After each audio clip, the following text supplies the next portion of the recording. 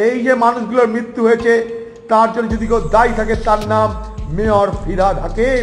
কলকাতার মেয়র ফিরহাদ হাকিমকে গ্রেপ্তার করা উচিত। গার্ডেন রিচে বাড়ি ভেঙে পড়ে মৃত্যুর ঘটনায় এই রকমই প্রতিক্রিয়া দিলেন প্রদেশ কংগ্রেস সভাপতি অধীর চৌধুরী। দুর্নীতি করে একদম সরাসরি পয়সা খেয়ে, যাকে বলে পয়সা খেয়ে মানুষের ভবিষ্যৎ নিয়ে ছিনিবিনি খেলছে, এটা আজকে না দীর্ঘদিনের দাবি আমাদের।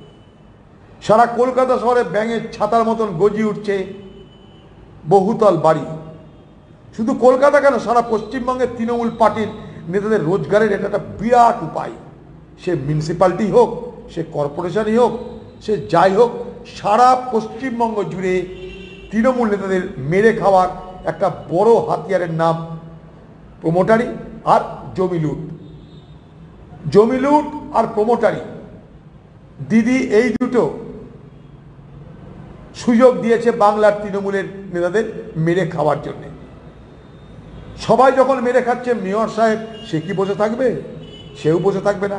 তাই তার পাড়ায় তার নিজের চোখের সামনে আইনকে বৃদ্ধাগুষ্য দেখিয়ে যা খুশি তাই করেছে। 9টা মানুষের মৃত্যু, আরও কত মৃত্যু হবে জানি না। মৃত্যুর মিছিল চলছে।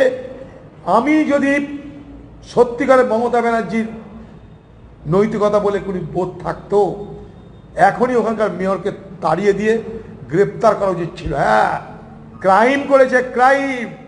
এই যে মানুষগুলোর মৃত্যু হয়েছে তার জন্য যদি কেউ দায়ী থাকে তার নাম মেয়র ফিরহাদ হাকিম। গার্ডেন রিচে বাড়ি ভেঙে এখনো পর্যন্ত 9 জনের মৃত্যু হয়েছে। ধ্বংসস্তূপে এখনো 2 জন চাপা পড়ে থাকার আশঙ্কা করছে প্রশাসন। ব্যুরো রিপোর্ট, সূত্রকার সংবাদ।